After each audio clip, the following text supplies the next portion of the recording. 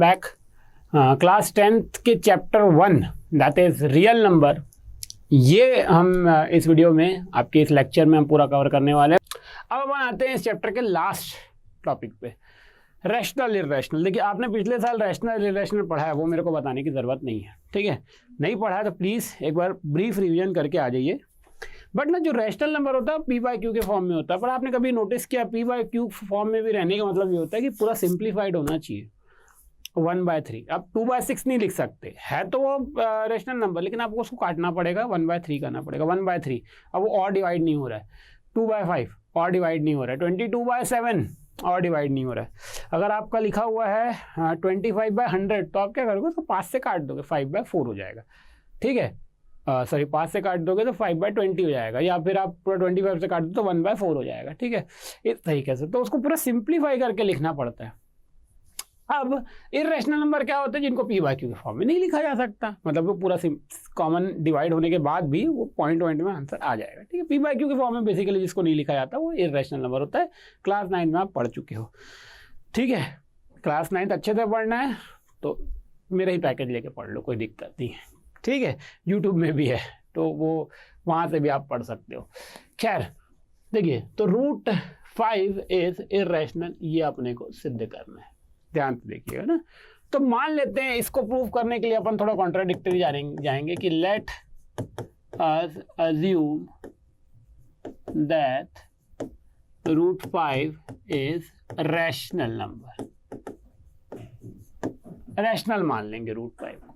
अगर √5 rational number है then तब क्या होगा, √5 equals to a by b के फॉर्म में लिख सकते हैं, वेयर a एंड, इसको मैं नेक्स्ट 9 में लिख लेता हूं, वेयर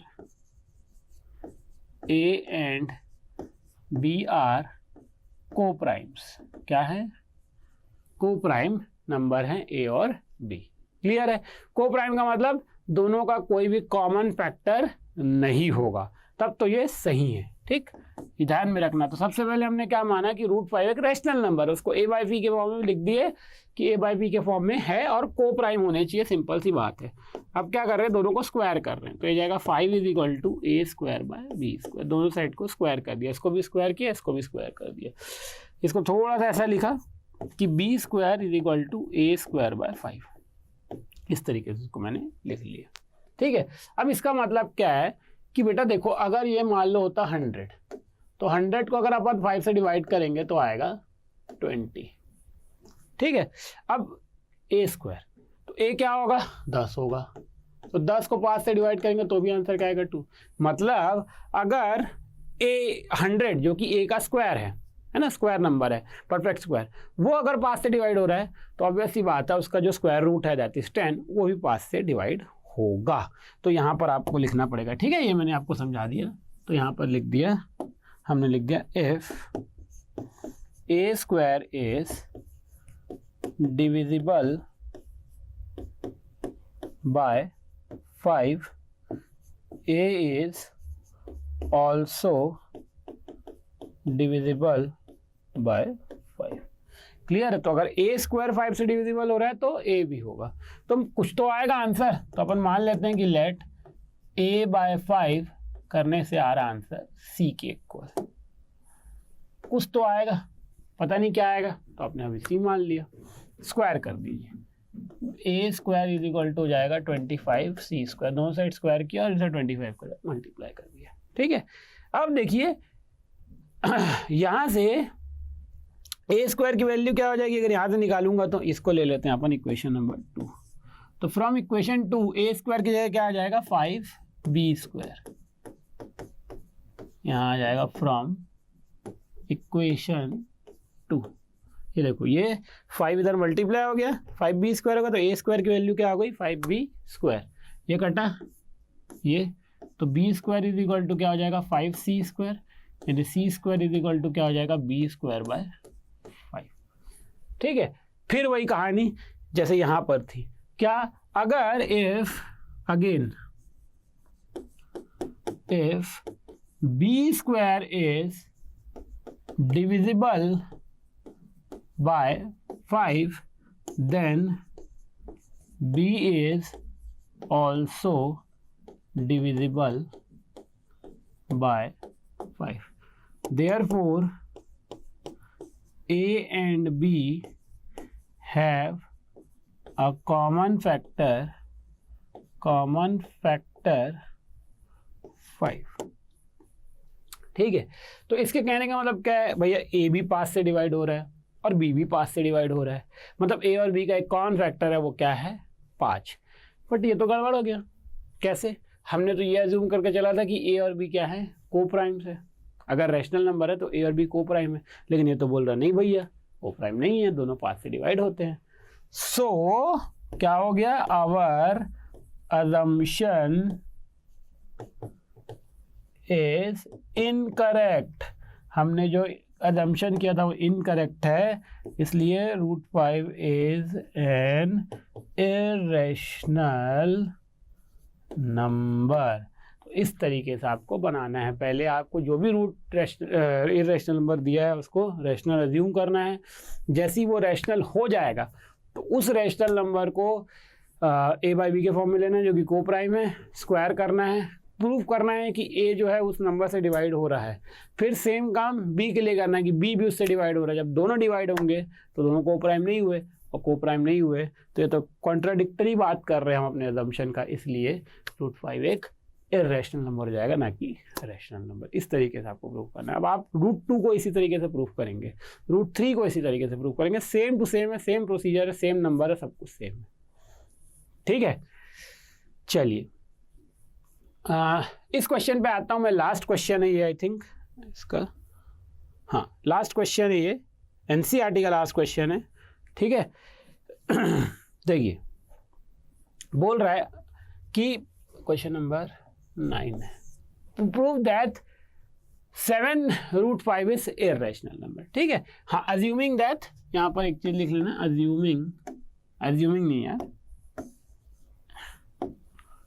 गिवन √5 इज इरेशनल। ये आपको दिए रहेगा कि √5 इरेशनल है, √5 और √2 दोनों, ठीक है, इरेशनल है। ठीक, तो क्या होगा ध्यान से देखिए, let us assume that 7/√5 is a rational number.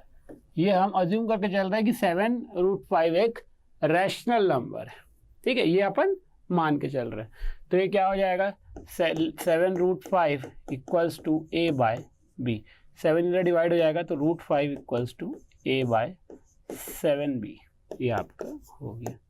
अब since √5 is irrational number, therefore a by 7b must also be irrational। भैया इधर का इरेशनल है तो ये पूरा भी इरेशनल होगा ना। अब 7 एक रैशनल नंबर है, मतलब 7 एक तो इंटीजर है, वो रैशनल नंबर हो गया। तो अब ऐसी बात है 7 तो गड़बड़ कर नहीं सकता, तो गड़बड़ कौन कर रहा है, तो गड़बड़ कर रहा है then a by b equals to, यानी कि a by b is irrational. और a बाई बी को हमने क्या लिया हुआ है, a बाई बी जो है वो किसके इक्वल है, 7√5 लिया हुआ। Therefore 7√5 is an irrational number. ये आपको बनाना है। देखो कितना सिंपल सा है ना। अब जैसे सेकंड क्वेश्चन पे आता हूँ। सेकंड क्वेश्चन क्या बोलता है, सेकंड क्वेश्चन बोल रहा है कि प्रूव दैट 6 + √2 इज इरेशनल। तो इसको फिर से अपन क्या मानेंगे, रैशनल मान के चलेंगे, रैशनल है। ठीक है, ये अज्यूम फिर से बार बार लिखूंगा, लेटर अज्यूम यही है, ऐसा रैशनल नंबर अपन अज्यूम कर। 6 उधर चले गया तो √2 इज इक्वल टू कितना हो गया, a बाय बी माइनस 6। तो अब यहाँ लिखेंगे सिंस √2 इज इरेशनल, ठीक है, and 6 is rational, sorry 6 is rational, ठीक है। Therefore a by b must be irrational. देखो आप खुद सोचो, ये बोल रहा है भैया जी कि ये इरेशनल है, ठीक, और ये पूरा भी इरेशनल होगा, सिंपल सी बात है। दोनों LHS RHS इक्वल होता तो इधर इरेशनल आया तो इधर भी इरेशनल आना चाहिए। अब भैया एक इरेशनल नंबर में यहाँ पर रैशनल नंबर जोड़ोगे तो एक तो रैशनल है और ये पूरा इरेशनल है, मतलब यही तो इरेशनल होगा ना। तो इसलिए 6 + √2 इज इरेशनल नंबर। ठीक है, इस तरीके से ये बनता है।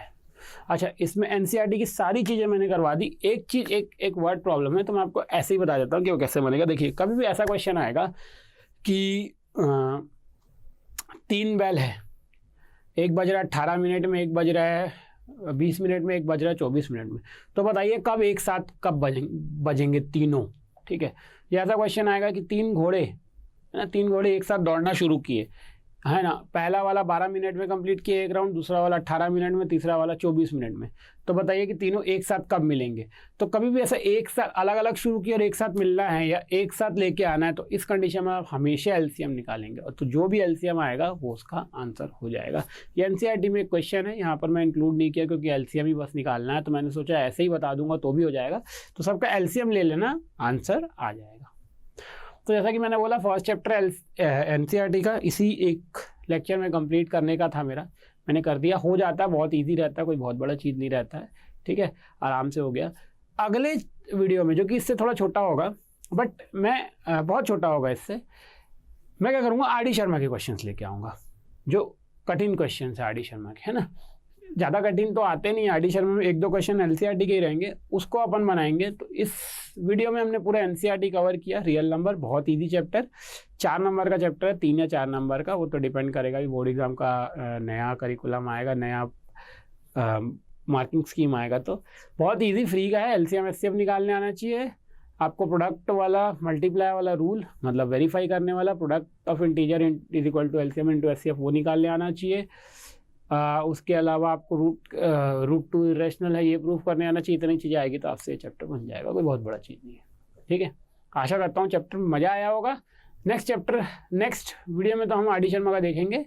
तब तक के लिए इन क्वेश्चंस को जो मैंने दिया प्रैक्टिस कीजिए, NCERT बनाइए। कोई भी डाउट होगा तो मैं आपको डाउट के लिए हमेशा अवेलेबल हूँ।